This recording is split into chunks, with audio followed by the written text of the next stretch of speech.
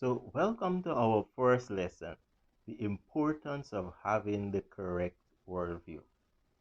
Importance of having a correct worldview. And I hope by now you have your booklets out, you have your Bibles out, your uh, pens or pencils to take some notes so as we go through. Now, and if you don't have the booklet and you so desire the booklet, the details are in the comment section or in the description section on how you can have or get access to a booklet. So let's get started. So the importance of having the correct worldview. Now, everybody right now has in their possessions have a phone. And one of the things that we often choose our phone by is the camera. It's the camera. How good of a camera? How many megapixels my camera has? How good does it take picture? Now imagine you have to take a picture of a beautiful sunset and you want to post it on Instagram, right? Or Facebook, which one ever you're a part of. You will consider the type of phone you will use to take the picture. There are some phones, if for instance, back in the day, say, if we had a Nokia C112, uh, that I don't even think that could take a picture. And as went by, the quality of camera got better and better. And persons wanted to take the best quality, the most megapixel. Why? Which type of camera you choose? Why do you choose that phone? You choose that phone with, or you will choose a phone with a camera that will give you the best and clearest view of the sunset, so that when you post it up there, persons will be able to see its beauty. If you choose a phone where that has a poor camera or a blurred or distorted vision, what will your picture be like? You won't choose a camera with a poor quality of a poor quality camera. You want the best resolution. Now, a worldview is like that camera lens. We look at the world and the reality based on our worldview. We look at the world and the reality based on our worldview. So a worldview is a person's outlook on life. A, a person's worldview is the way they see and understand the world, especially regarding to its issues of politics and philosophies and religions and how to live life. How do I see these things? Uh, how do I view them? And your worldview is the basis on which you view them. So we begin to see that it is important that if I'm looking, I am making decisions of my life. If I'm making decisions regarding to politics or philosophies or religion or life in general, I want to ensure that the basis on which I make my decisions is correct. All right? The basis. So imagine you look at the world through the wrong lens. Imagine looking through it's like you have a glasses and you are struggling. This glasses is struggling for you to see. You're seeing blurred. You will make poor decisions. You will make poor decisions. Your judgment in depth, your judgment in distance will be distorted. Now, if that is for a glasses, imagine for life. You're making decisions based on a distorted worldview. So, having the correct worldview or knowing the or making the decisions based on the correct worldview is very important. We can't decide it does not matter. It matters. We need to, so that's why we need to examine our worldview to see how we're making the decisions. Because what? Decisions we make have consequences, and we have to live with those consequences of the decisions we make. We would want to know that we have the clearest and best and correct lens to make decisions. So, therefore, as we view our life, our worldview is important. Now, I want us to make note of this point. I want you to understand this. Every single person, whether they say it or not, has a worldview. That's why we used worldview here and not religion. Because often for times you might hear a person say, I don't, this religion thing, I don't like it, or I'm not involved in this religion thing. We have different words we use. The person might say, I'm spiritual, but not religious. All right, I'm a good person. Listen, every single person has a worldview. Every single person. Even if they don't say it, if they don't say they don't believe in religion, they have a worldview. And they interpret life and make decisions based on that worldview. And there are a number of worldviews. And feel free, there is a space there for you to think about some of the worldviews they have and make a list of them. We have Judaism, we have Christianity, we have atheism, naturalism, right? And the list goes on. Islam, Hinduism, uh, being a Baha'i, all of these are worldviews that persons live their life by. Scientology. So the list goes on. The list is endless, and it seems that every day another worldview is added. So you can make the list there. You can write some of that, what I said. If you have any extra, you can write. And if you're in a discussion or you have in a group, share with others some of the answers you will have on the varying worldviews.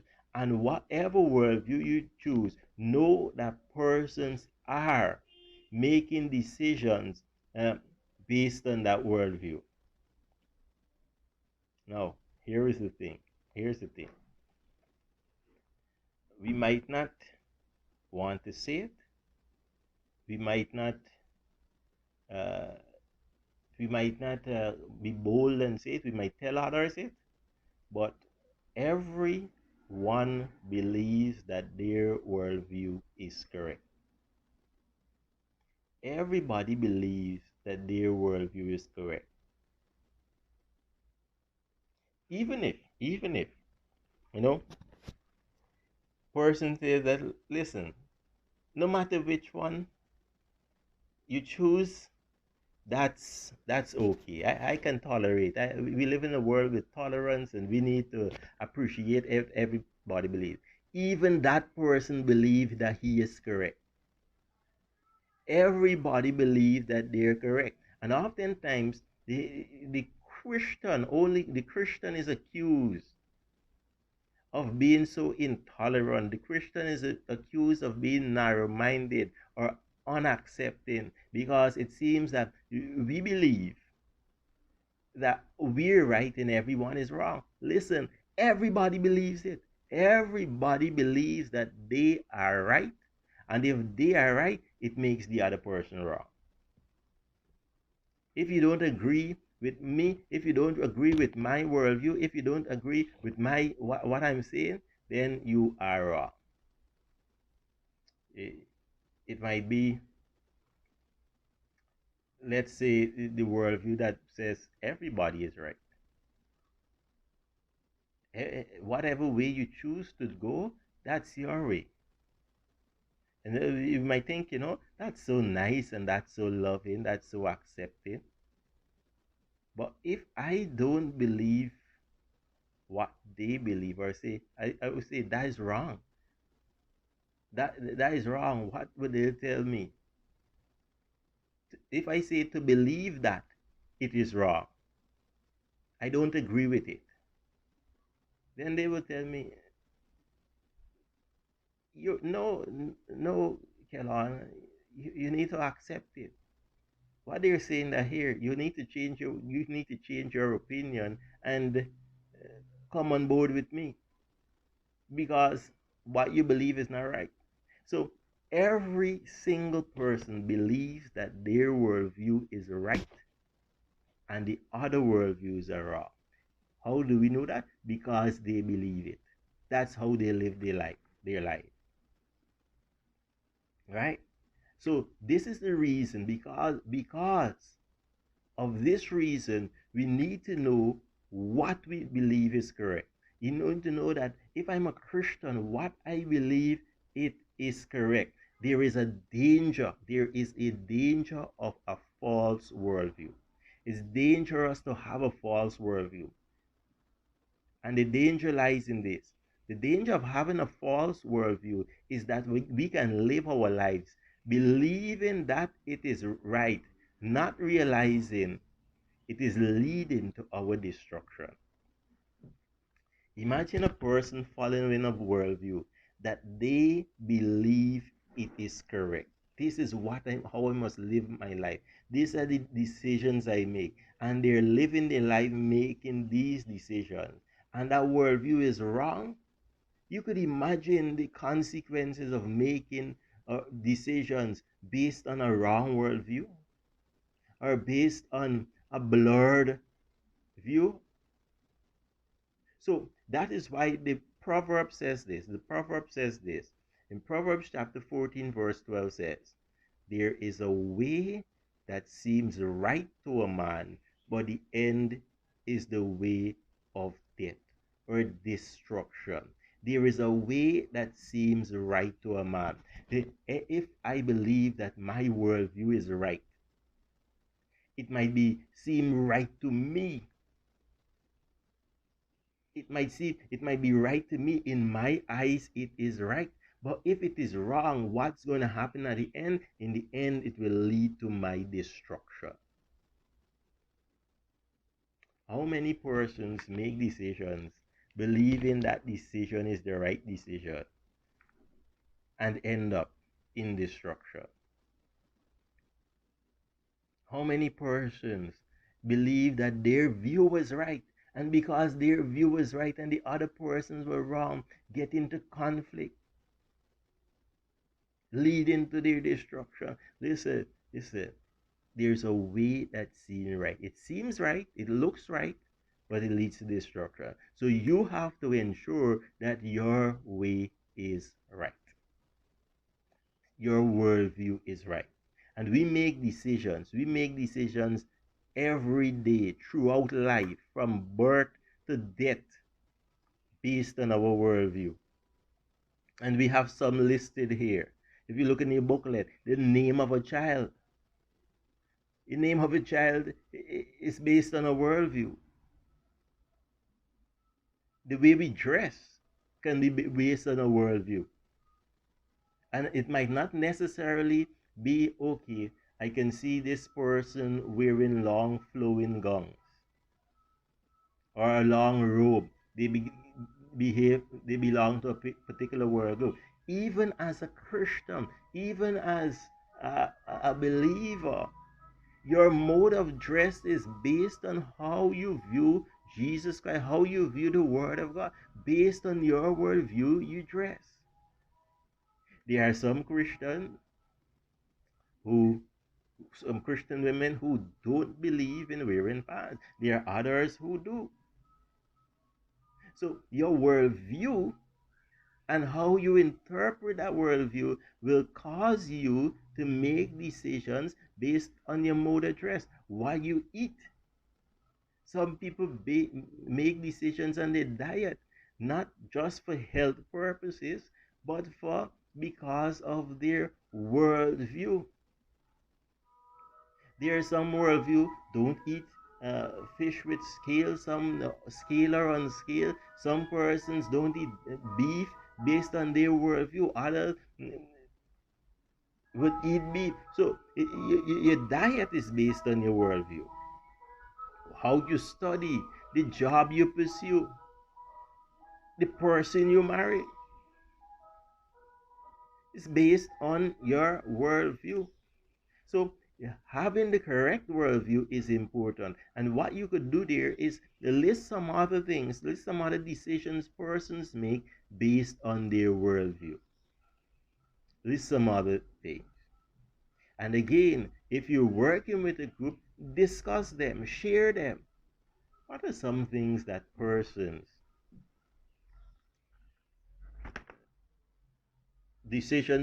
make based on the worldview?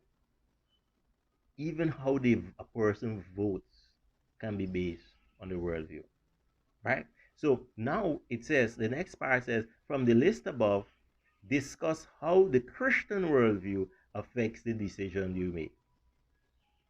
If you're a Christian, how does your Christian worldview affect the decision you make? And you can choose one that you've listed, right?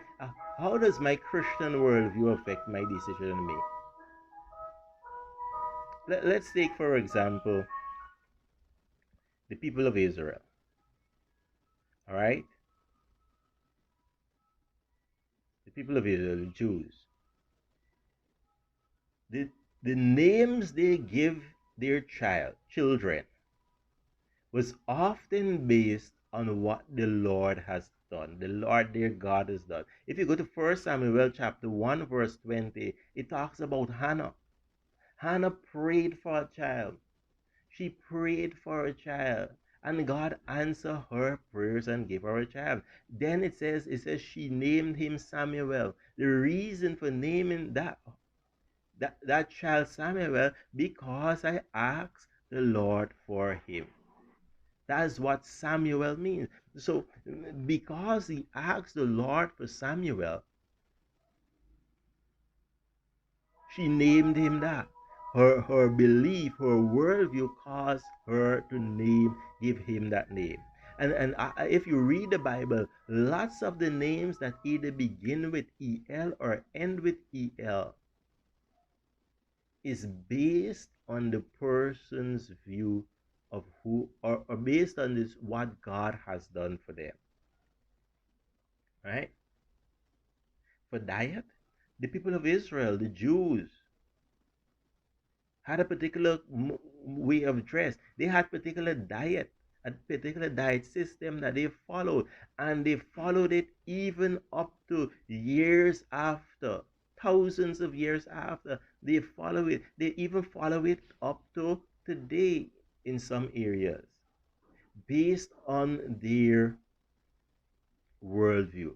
And what you can do that as a Christian, what are some things? What about my mode of dress? Does my worldview affect the way I dress? And does my worldview affect how I dress? Does my worldview affect the decisions I make? Listen, let's go back to the name. You can tell the name. You can tell the name from the name of a person, tell what worldview had an influence on their life or influence in making their name. Now, it might not necessarily mean that person is following that worldview, but it gives an idea of the influence of past persons in their lives. It could give a hint. It doesn't mean necessarily this is the case, but it gives an idea of the influence which worldview had on their lives. Now, what we need also to know about a worldview has what is known as truth claims. A truth claim. Now, a truth claim are the fundamental beliefs or values held as absolute truth, no matter the time, place, or circumstance. In other words, when we talk about a truth claim, I believe this is true.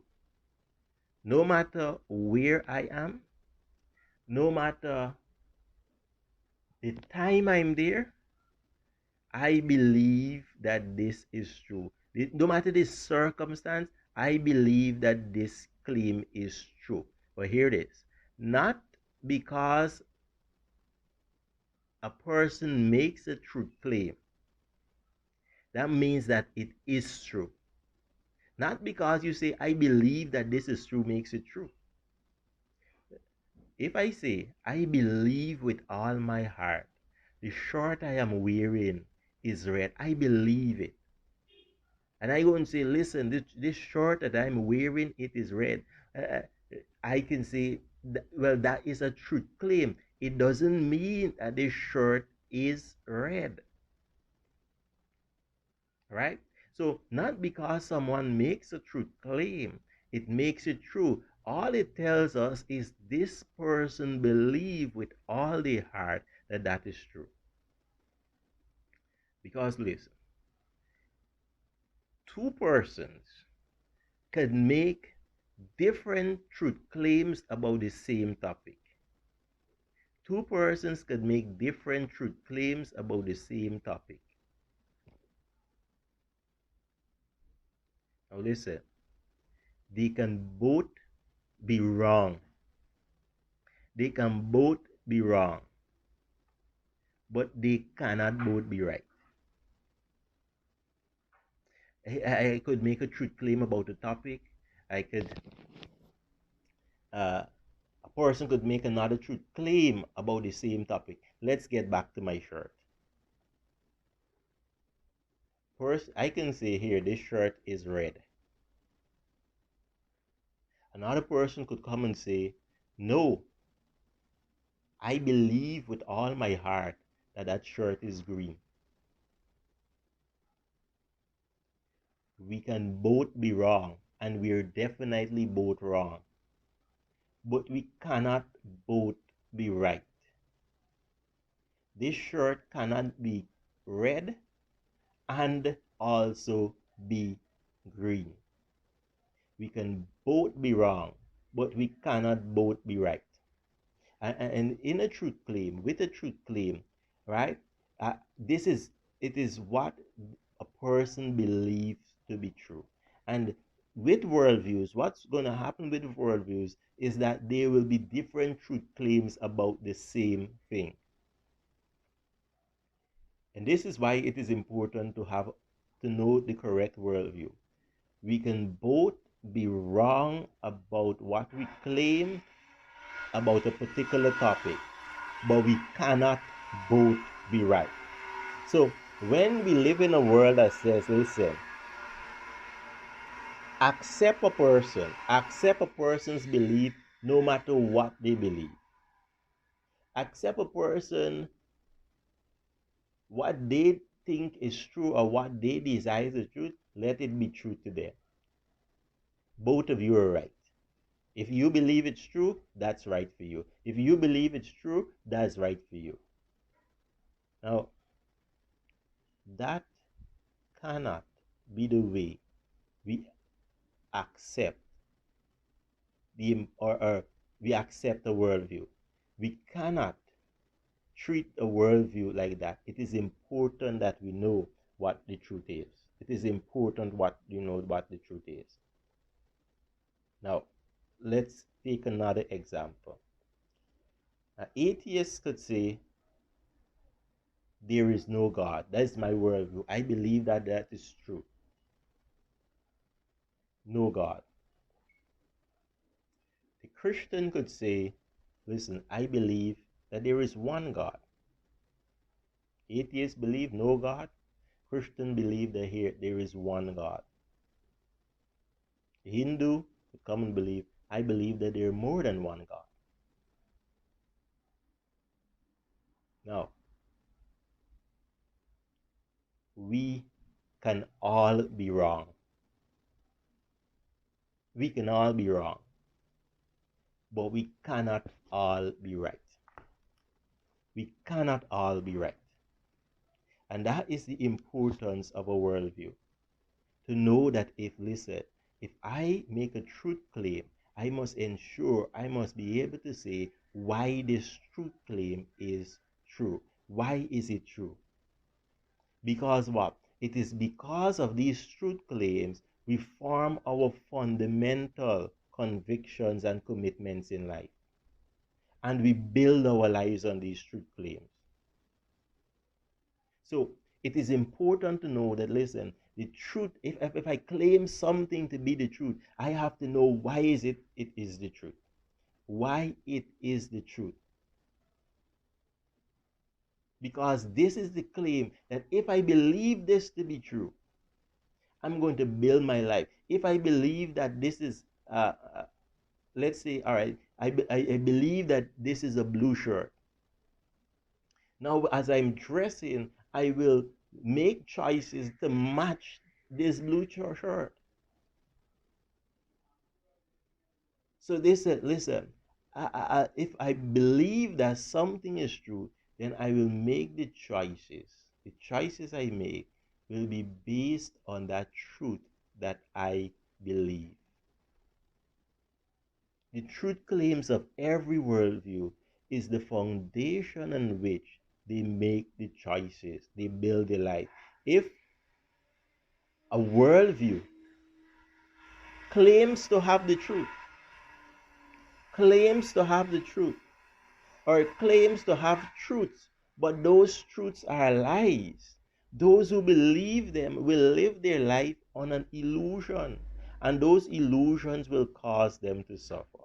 If I say, listen, all right, I'm making this truth claim. I believe it is right. But in actuality, it is wrong. It's a wrong truth claim to make. If I continue living my life believing a lie, I will live my life in an illusion, and those illusions in the long run will cause me to suffer. It will cause me to suffer. For instance, the man who believes that there is no God will live his life as if there is no God. He will make decisions as if there is no God. The person who believes that there is a God will live their lives based on the fact that there is one God. The person who believes that there are many gods will live their lives based on the fact that there are many gods. But if what you believe is wrong, if the claim you believe is wrong, you will live your life on an illusion, and you will make decisions that will cause you to suffer in the end. The worldview, my worldview, is my foundation. I build my life. My life is built on my worldview. So the importance of having the correct worldview is that you build your life. Imagine you're building a house. You lay all the plans out. The foundation is laid, and you ensure that is what you do. You ensure that that foundation is firm and secure. You put the correct materials in there. Because listen, you will now build a wall on that foundation. The wall of your house is erected on that foundation. It is aligned according to that foundation. And it is expected to stand through the time on that foundation. If we expect the foundation to hold up the walls of the roof to keep us safe from the weather and protect us from danger, right? Or we expect that to happen. Now, imagine if that is a house, how much important if my worldview is my foundation on which I build my life. You need to get your worldview right. You need to get it right, because you don't want to know that you're building on the wrong foundation. You don't want to know you're building on a weak foundation. Your worldview is the foundation on which we build a life. Listen, you don't see the foundation of the house, but you will see the results of the structure of the building. We don't see the foundation to know if the foundation is right, if what it has in it, but we will see the results. by the structure of the building. We could look at the structure of a building and know that here something is wrong with the foundation. We could look at the structure of the building and know that here that building is built on a solid foundation. In the same way, the worldview will have, or the worldview we have, will be seen in the building and the structure of our lives. As we examine our lives, as we live our life, if we build on a weak foundation, unstable foundation, a false foundation, our the structure of our lives will break, it will crumble, it will fall. That's why Jesus said in when he finished preaching the sermon on the mount, he says, Matthew chapter 7, verse 24 to 27 says, everyone who hears my words, or hear these words of mine, and does them, will be like a wise man who built his house on the rock. And the rain fell, the floods came, and the winds blew, beat on that house, but it did not fall, because it had been founded on the rock. And everyone who hears these words of mine, does not do them, will be like a foolish man who built his house on the sand. The rain fell, the floods came, the winds blew, beat against the house. It fell, and great was the fall. Listen, everyone is building on a foundation. You're building your life on a foundation. You might not have, you didn't sit down and decide it. You might just be living your life, but note this, you're building your life on a foundation. If you didn't realize it as yet, you need to stop right now and ask yourself, what foundation am I building my life on? What is my worldview?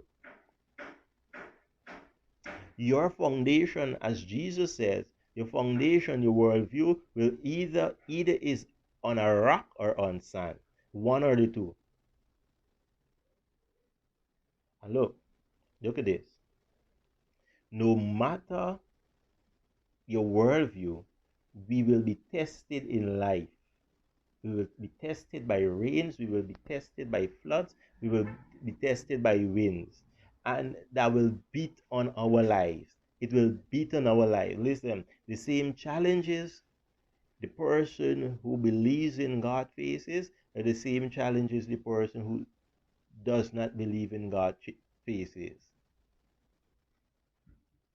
But how we handle them will be based on our worldview. The decisions we make in them will be based on our worldview. The decision, listen, no matter, let's give an example. No matter your worldview, we all have to face death. No matter our worldview, we see evil in this world. No matter our worldview, we feel hurt, we feel betrayed at times. No matter our worldview, we need certain basic needs, food, clothing, and shelter, no matter our worldview. But according to your worldview, that is how you're going to make decisions based on them, based on those needs. That's how we're going to make decisions. Now, the question we need to ask ourselves, you need to ask yourself as you examine and think about your worldview, will my worldview stand the test of life when they come against me? Will my worldview stand the test of life when they come against me? Next thing we need to ask ourselves, what or who is the foundation on which I'm building my world? What is this foundation I'm building my world? What is my foundation? What am I building my life on? What worldview am I building my life on? And if we ask as Christians, we must know the answer. And then if we're telling others, we must ask them to examine what are they building their life on, what worldview. Because my worldview forms my convictions. I come convicted of these facts. And there's an opportunity there to list 5 truths in your worldview that you are absolutely certain about. You're absolutely certain. For me, one of the things that I'm absolutely certain about is that Jesus Christ died for my sins. What I'm absolutely certain about is that he rose from the grave. Absolutely certain. I'm absolutely certain that this world was created by a God. Absolutely certain. I believe it, and therefore I am convicted about it. What are some things you are convicted about? You are sure about?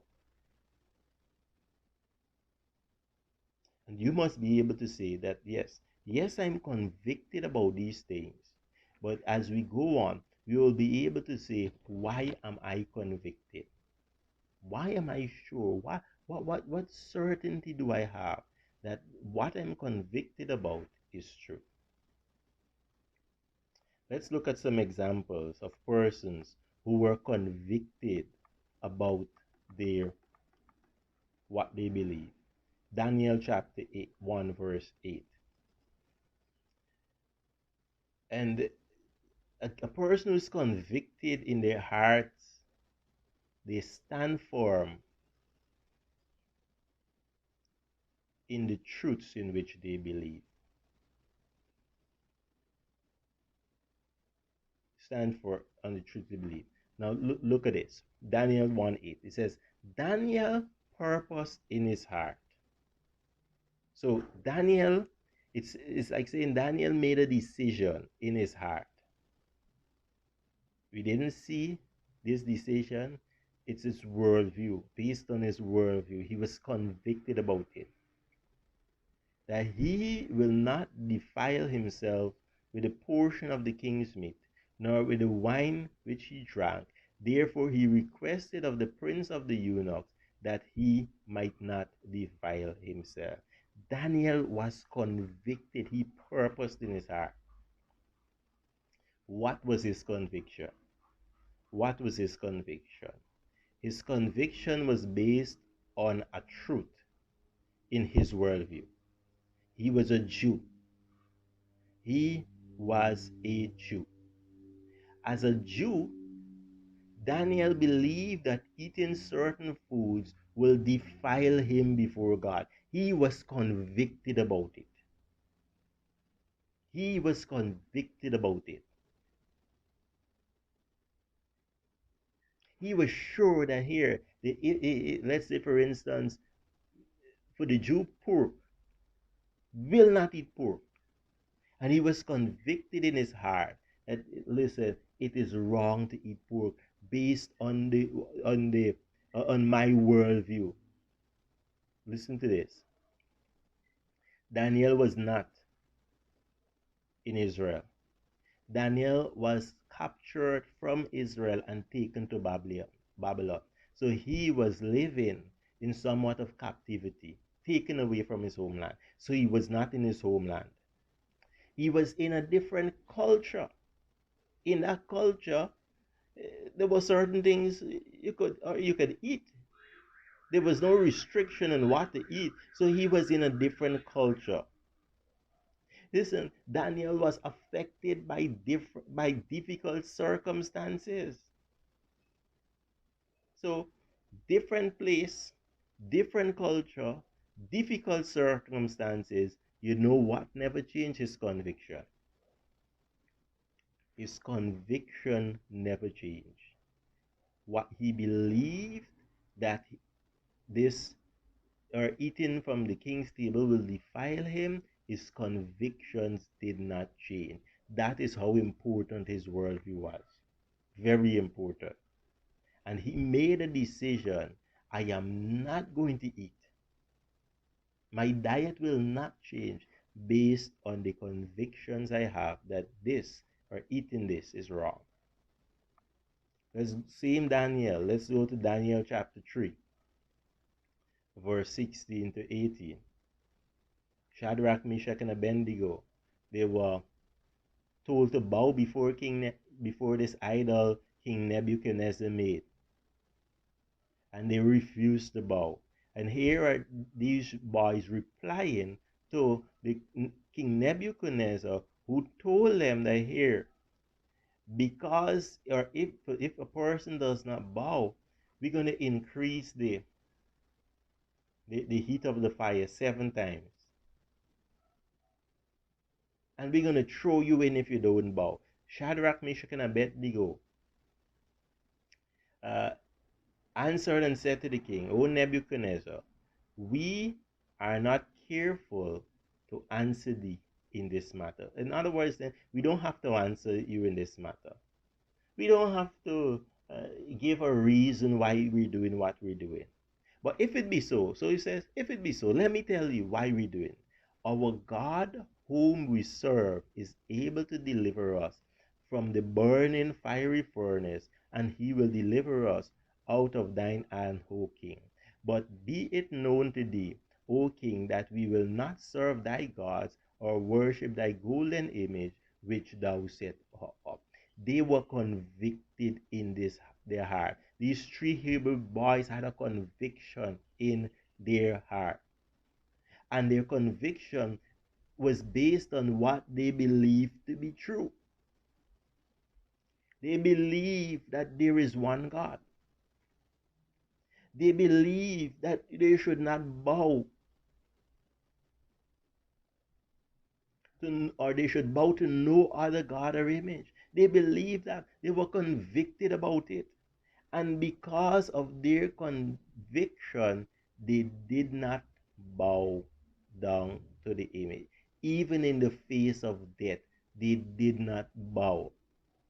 That is how important having the right conviction is, or having the right worldview is. Because if your worldview is wrong, the decisions you make in difficult times, the decisions you make in these difficult times will not be right. The worldview caused them to stand even when they were in the minority. The worldview caused them to stand even against the king's orders. Even in the face of opposition, the king is ordering them to bow. Everybody else is bowing. And they stood firm even in the face of death because of their convictions. If you have to make a life and death decision based on your worldview or based on your conviction you have, you want to know that you get it. Your conviction is right. You want to know that that is right. That's important. But let's look at the other hand. Let's look on the other hand. They believed that their convictions were right, and they were right. But let's look at Saul, who believed his conviction was right too. Acts chapter 9, verse 1 and 2. It says, And Saul, yet breathing out threatenings and slaughters against the disciples of God, went to the high priest, and desired of him letters to Damascus to the synagogue, that if he found any of the way, whether they were men or women, that he might bring them bound to Jerusalem. Not because one is convicted or convinced of a belief that makes it true. Many persons are convinced and convicted and are prepared to die for false claims. Saul was a Jew, and he was persuaded in his heart that his actions against the disciples of Jesus were justified based of his understanding of his worldview. So based on what he believed, based on the fact that, listen, that uh, I believe that what these men are doing is wrong. These men were preaching about the resurrection of Jesus Christ. They were preaching that Jesus Christ rose from the dead. Paul, Paul was not convicted about it. Paul was not convicted about it. He had a different worldview. He was a Jew with a different understanding.